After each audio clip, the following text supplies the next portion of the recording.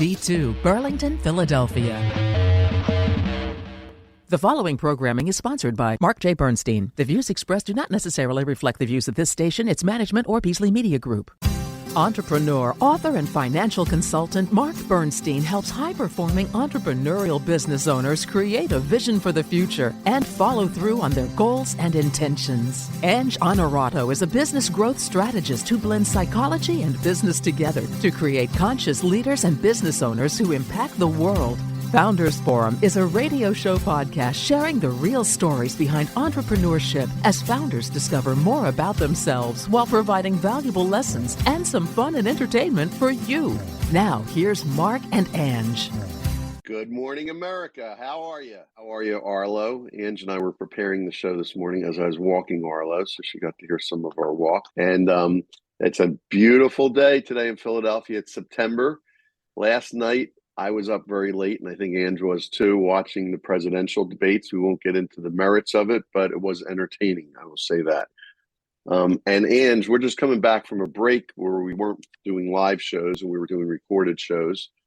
And so we're back today, and I know you have a related topic to start out talking about. So let's have it. Yeah, absolutely. Well, first of all, it's good to see your face. I miss us when we're not kind of active for a little bit, but yeah, we had summer, holidays. I miss your face too. I know. Well, good. It's still a little tan. I got second summer coming up in September. I see that. We were chatting offline about holidays and vacation time and what it's like to disconnect or take that time off. And we talked to a lot of entrepreneurs that get kind of make their own schedules. But I wondered if you saw the report that came out at the beginning of the summer about studying 160 different countries and the average vacation time in each country. And the U.S. came in second to last. The only country worse than us was Papua New Guinea. So even third world nations have more of a cultural, vacation break time. And, I think it says a lot. There's a lot of different directions we can take that. But curious, Mark, how was your vacation? Did you disconnect? Did you spend the time doing what you hope to do? And I'd love to hear Rob weigh in on this a little bit too, because I've got my own thoughts on it. Well, so my vacation was, it was a family vacation, and certain members of my family like to chill on vacation, and certain like me like to be active. And so I purposely structured. I was the engineer of the vacation, as part chill and part active. So it was a really nice vacation. It was really nice to be with my family and things like that. I've been thinking a lot about the definition. I've been thinking about it for years, actually, of vacation, because I know people that go on vacation and they spend their mornings on the phone and the afternoons with their families or loved ones or whatever. I've talked a lot about Dan Sullivan and the Strategic Coach, which is a program for entrepreneurs. And Dan taught me, and I like this concept. I don't always adhere to it. For many years I did, and I'm trying to get back to it actually, which is, you talk about focus days, free days, and buffer days, the entrepreneurial time management system, because we need downtime to rejuvenate.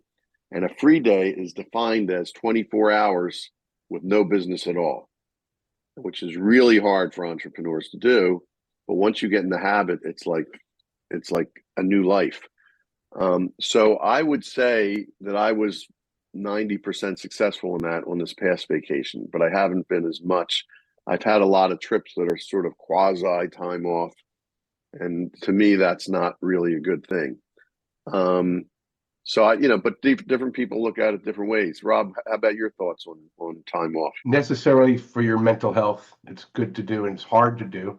Entrepreneurs, as you know, have their whole heart into what they're doing, so it's hard for them to tune out and to turn it out at any time. But it's important to do, and I agree with you. You got to take.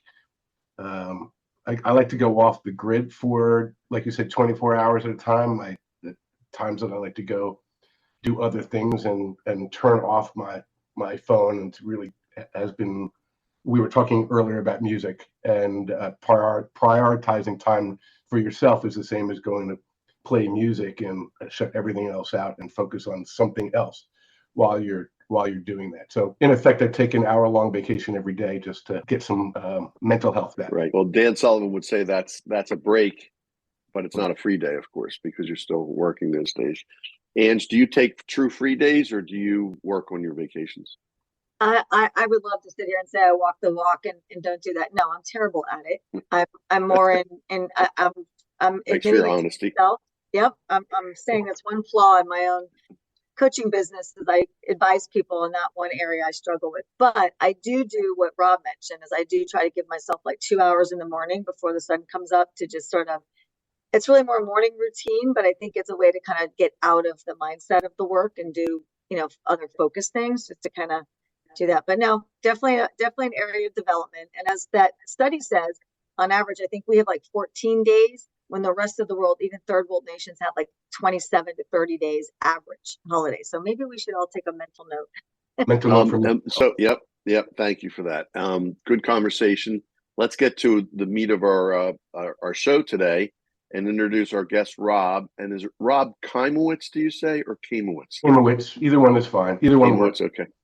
I may have mentioned to you, I have a friend I grew up with who's also a musician. Rob's a musician, a drummer.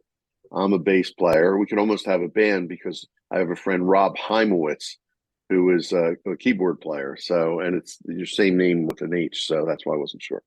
So anyway, Rob Kaimowitz is the founder of Nexteon Technologies, which brought route optimization services to commercial airlines.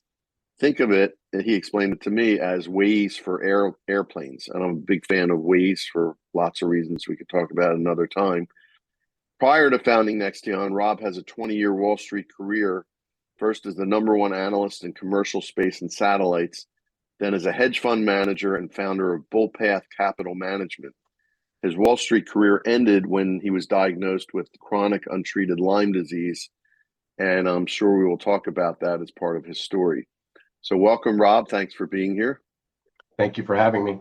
Let's start at the beginning. You live in Connecticut. Is that where you grew up? And where are you originally from? I'm originally from Scotch Plains, New Jersey, which is exit 135 on the Parkway. And we know it well. Yeah, and Ange is a Jersey girl. All about what exit. And exactly. And in North Jersey. Right, exactly.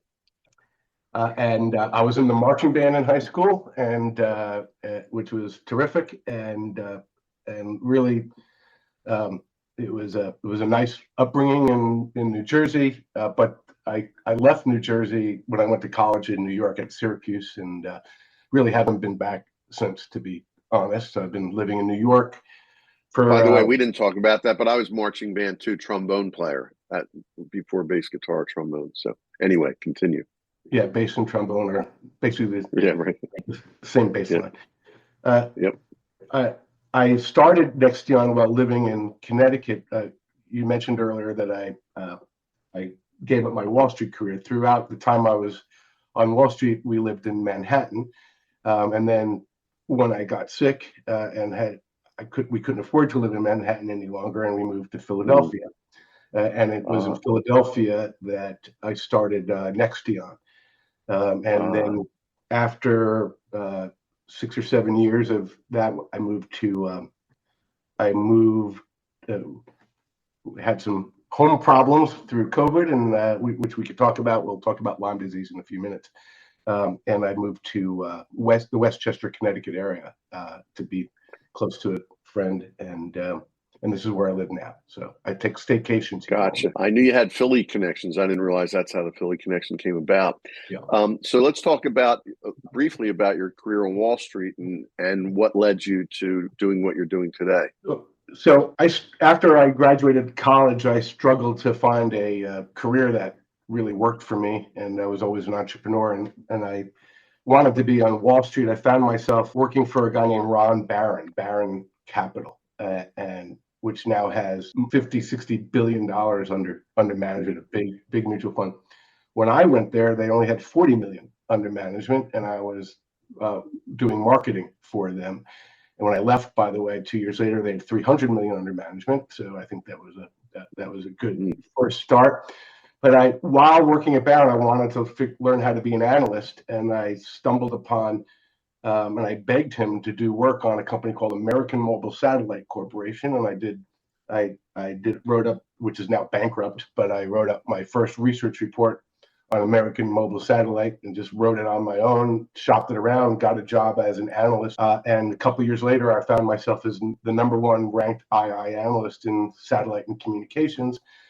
And I was beating guys at, the big brokerage firms like Merrill Lynch and so forth. So I knew I was onto something. From there, I sort of peaked out on, let's call it the sell side as an analyst and banker. I did probably 20 or 30 billions of dollars of investment banking deals.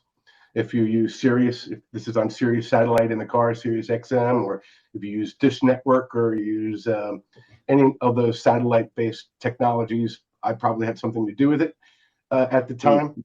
And then I decided to take that to the next level and started a hedge fund. After 9/11, I started that hedge fund, and that grew to about $1 billion in assets under management, and really provided a nice lifestyle for us. As you can imagine, it was a really good performing hedge fund. So I'll give you a couple of technical terms. Our beta was low, 0.5, which is half the market, but our alpha was great, which is your performance above the market. So we had annualized alpha of north of 6 or 7%. So those are big numbers on $1 billion in assets. And then I got sick and had to wrap it up. And 5 years on the beach of being sick with Lyme disease, I came up with this idea for Nexteon. And the way that came about was when I started getting better from Lyme disease, I reached out to the CEO of a company called Viasat, who I did investment banking work and satellite coverage for when I was on Wall Street. And I spent a couple of days at their headquarters in Carlsbad, California, and met with the entire senior management team. And Viasat provides the broadband internet capability to all the major commercial airlines. And from going through that whole experience with Viasat, I came up with the idea for Nexteon and started Nexteon, then in late 2017. And we got it financed. We've raised $13 or $14 million in seed capital since then as a team. And we're now the number one Waze-like product in the commercial airline industry. And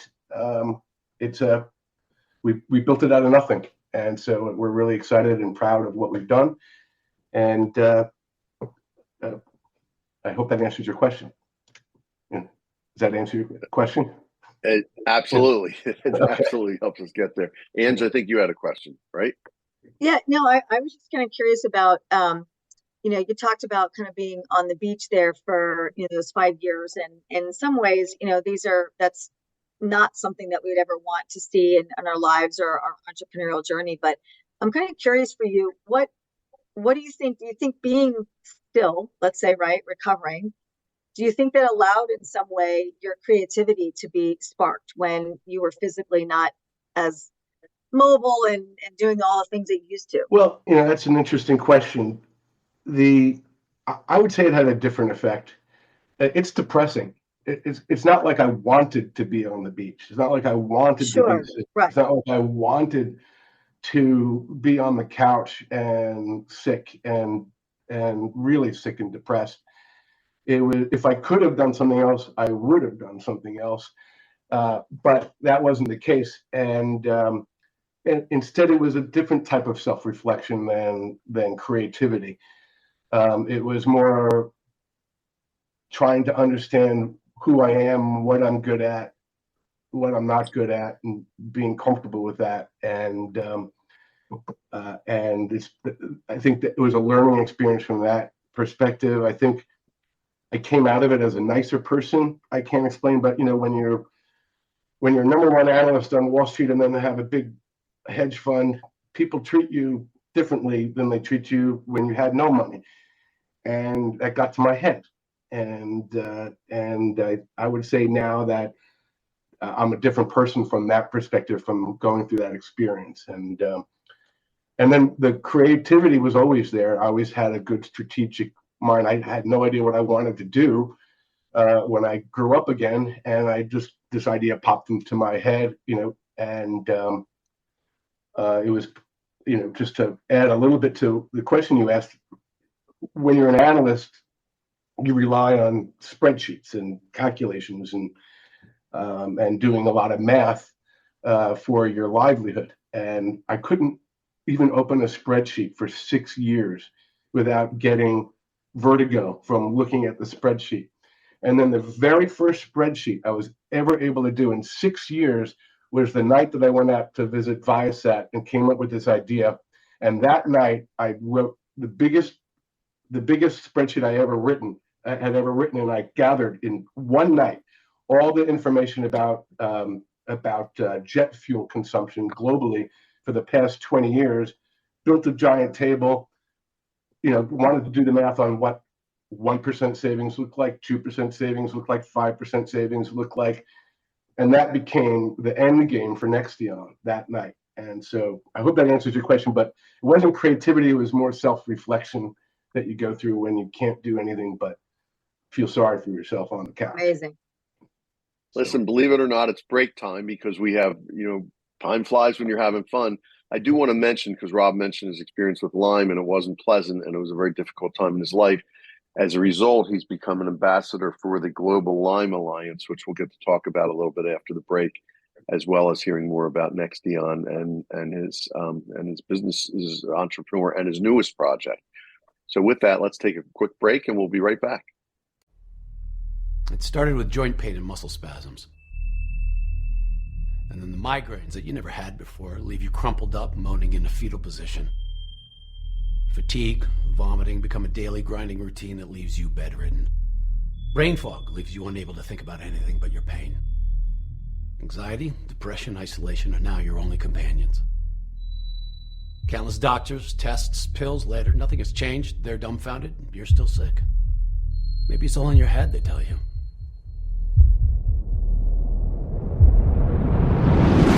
Well, it's not. It's chronic Lyme disease. Lyme disease infects 500,000 Americans every year, and once it's chronic, there is no cure. We're the Global Lyme Alliance. We have answers, we have hope, we have help. Go to GLA.org to find out how you can help yourself and your family.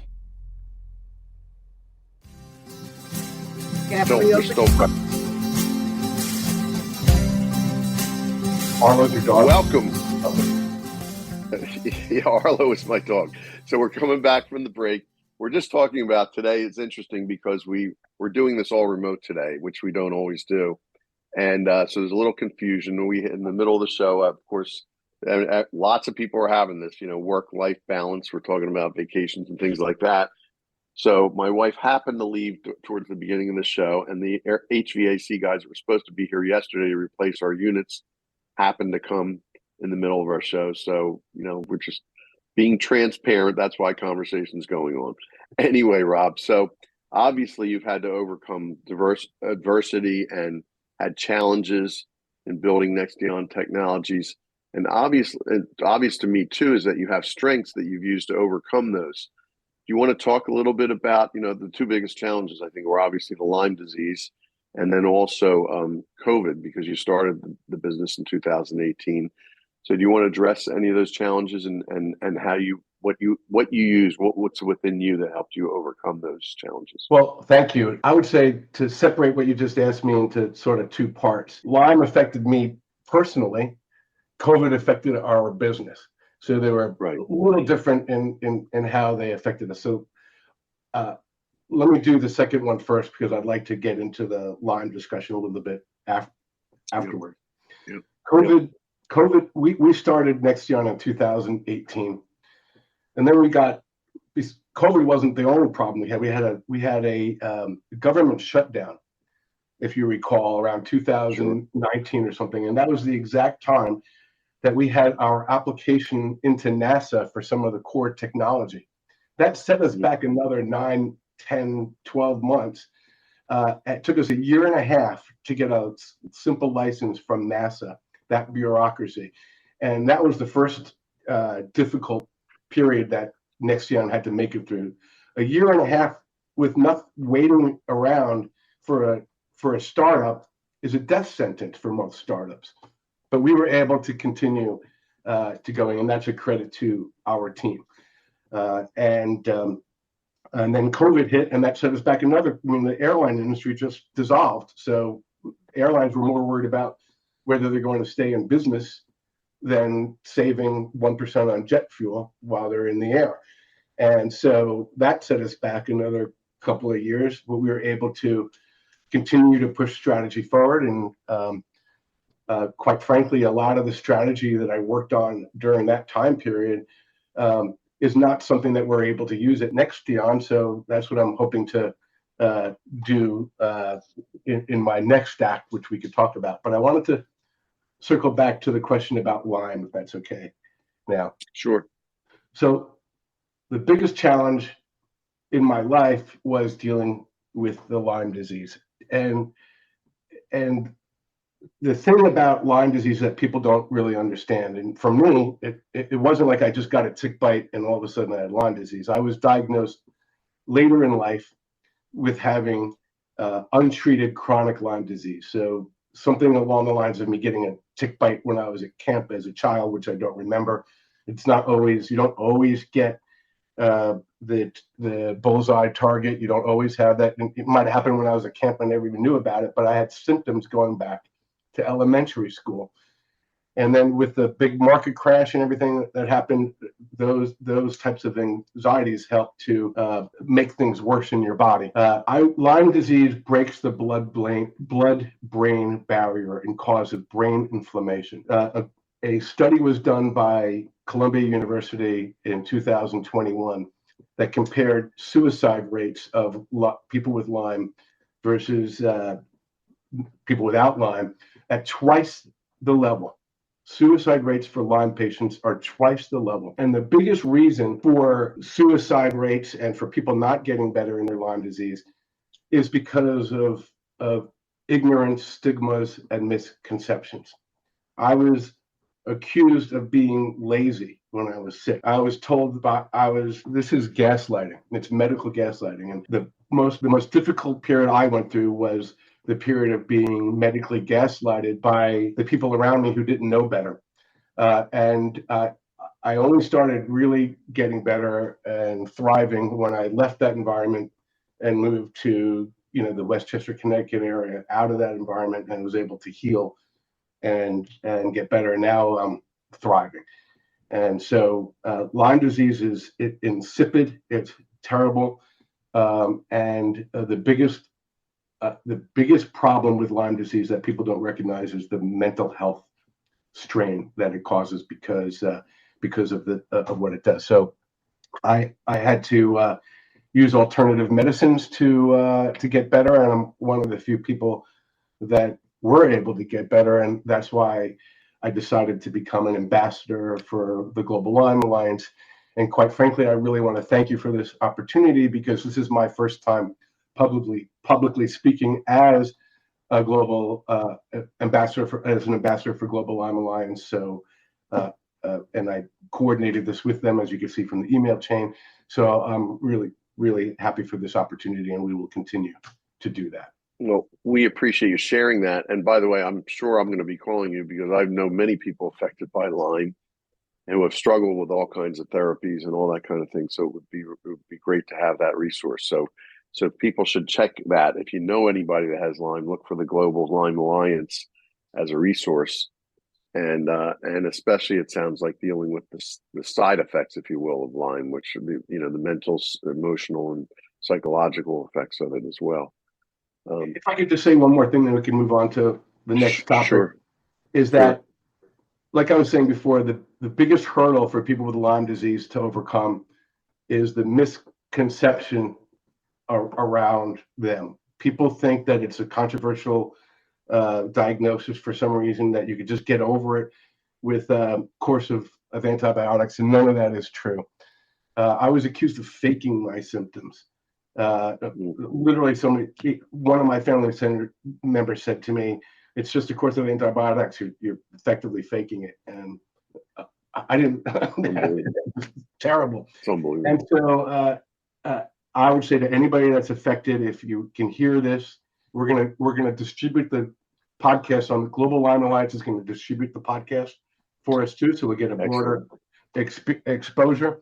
But if you suffer from Lyme disease and you have people around you that don't believe in you, that don't support you, go to Global Lyme Alliance, educate them, call me, I'll help you. I'm not even kidding. So if you suffer like this, if you've had this problem, it's devastating. You got to get educated or get out, and that's what I would say. So we, believe it or not, we have 3 minutes left, and we're live on the radio, so we have a time schedule. I want to ask you a couple quick questions, and if we have time, we'll talk about the future afterwards. We may not. Rob, a question that you wanted to be asked is if you could speak to your younger self, what advice would you give you? You've learned a lot. What are your thoughts? Well, you know, entrepreneurs, a lot of entrepreneurs, but at least, speaking for myself, I've been an entrepreneur my whole life, but I would say a lot of what, talking with the psychology, a lot of what drove my ambition was my own insecurities. And I really prioritized my business and making it more than I prioritized my personal relationships.